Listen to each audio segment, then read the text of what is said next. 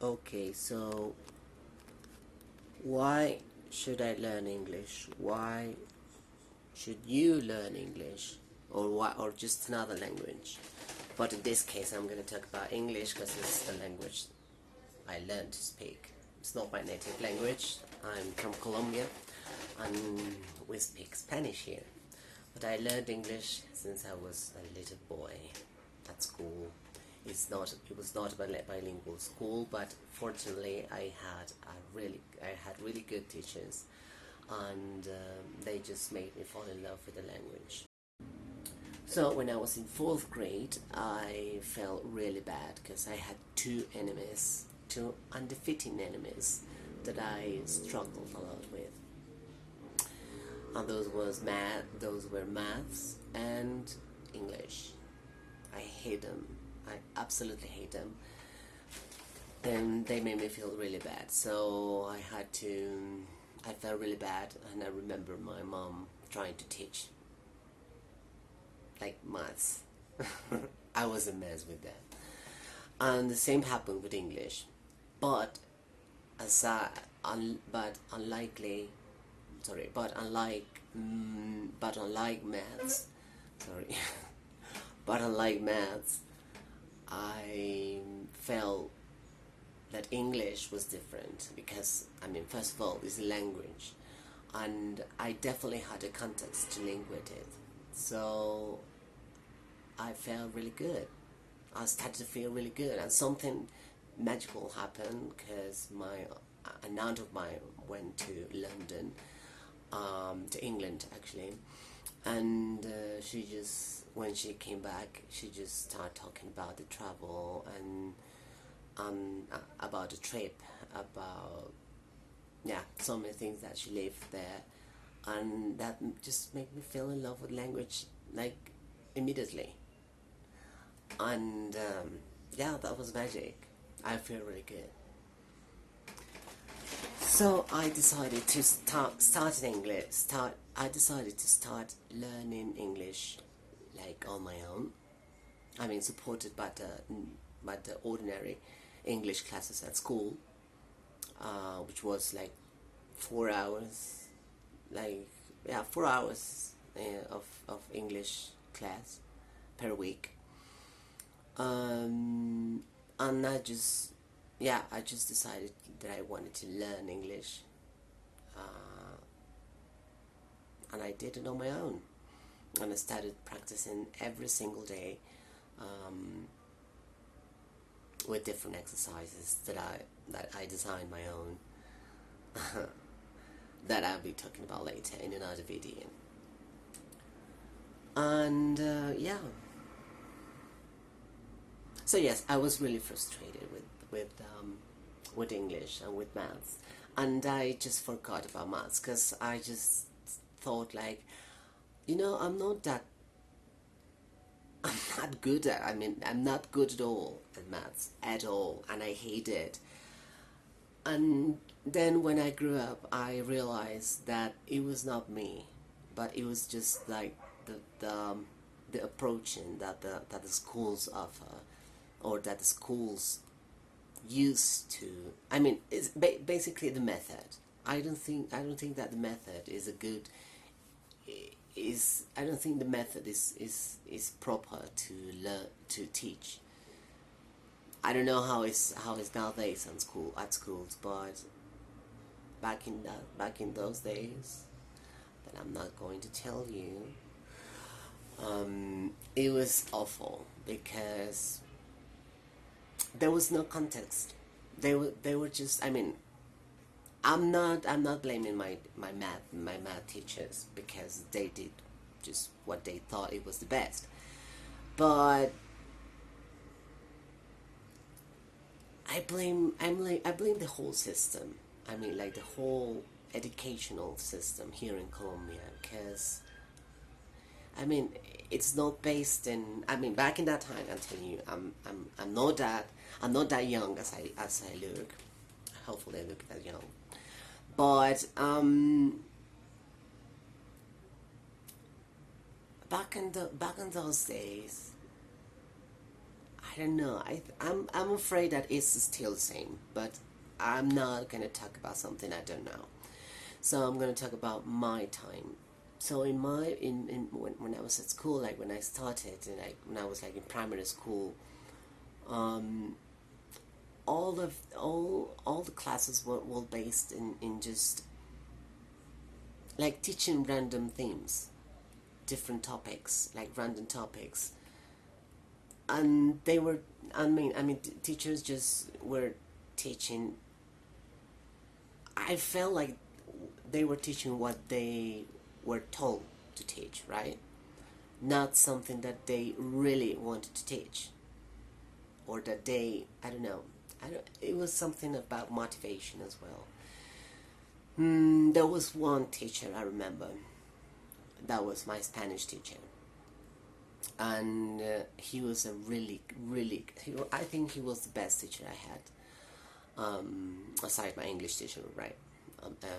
Of course, but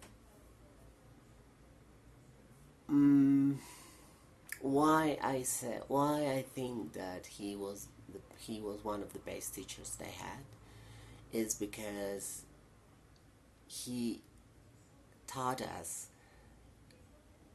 based on a context. I mean, he linked everything, every single theme or topic that he wanted to teach. He linked it to a context, and I learned how important it is, like to link knowledge to a context. And what does it mean? It means not to teach just random things and just and making the student feel like they're learning it just by heart, and without a deep reason, you know. And how did he do it? He, for example, he taught us like the grammar, Spanish grammar, and okay, he just taught the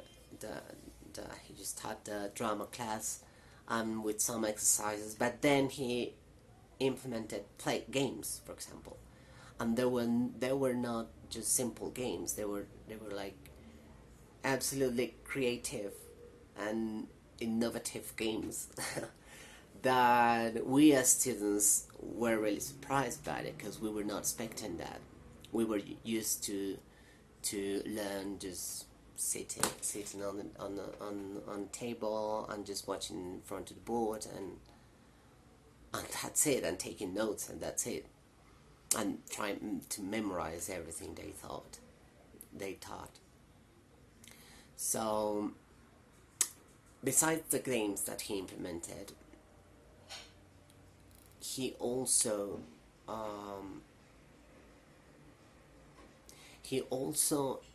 taught, for example, literature through he made us, or he told us to investigate, to research about different contexts. For example, we were going to read about Mexican literature, and we had to research about the time, about the writer, about the author, about the author's life, about when he was born, about the time when the author was born, what was the author trying to say. Just basically he taught us to research about different things, different contexts. So religious context, historical context, or economic context, like in the world, like not only in Mexico, not only in America, but in the whole world. So what was happening at that time? So that was basically linking. That's what I'm telling you, to link, or what means to link knowledge to something, you know, so that we as students can like to analyze the different themes or topics that we're trying to learn, that we're learning, but with a whole background, you know. So I think that's really important when learning a language. You have to find your most deep motivation within you. I mean, what is it that makes you think like, hey, I want to learn English. I want to learn a different language. If it's not English, it could be French, Japanese, whatever. But well, I'm telling you, in this case, English, because it's the language I learned, that I use. I use it. I'm an actor, and I have a project where we use theater as an alternative tool to learn English, to teach English, or to support teaching processes. So that's what I'm just have to say about this. I hope you find it interesting. Please subscribe to my channel. It's the Lemons World. Yeah, other things. So find your deep motivation. And how do you find your deep motivation? For example, it's so different when you think or when you say, like, when something is imposed, you know. To me, maths has been always imposed, something imposed to me that I hate it. I mean, besides knowing how to manage your money, I don't use maths to anything else. And you mathematical people I know that you are like, hey, you don't have idea what maths have done to your life, and I know that, but I want you to tell me. I want you to link those things, you know. So this is the word of this video: linking. If it is something that is imposed, you won't be happy. You won't be learning as joyful as you could be learning. So I think that you have to find your deep motivation. Perhaps you have been offered like a job abroad, and you see yourself obliged to learn it by heart, like in 6 months. Like, hey, company, well, you're gonna be in a different position where you need to talk English, like, for sure. So is it a real motivation? Is that what you think it could work for you to really motivate you learn English? Or is it perhaps like having the possibility to travel, or to learn about new cultures, or to meet people, or just communicate your thoughts in a different language, or just mobilizing your thoughts, mobilizing your motivation? On the next video, I'm going to be talking about my own motivation. Okay, that was it. Thank you so much for watching my video, and I hope you like it and found it really useful. Subscribe to my channel. I don't know why we have to do this. Like, subscribe to my channel. This is like old-fashioned things. But let's say that, yeah, you can just subscribe to my channel and have fun. Bye.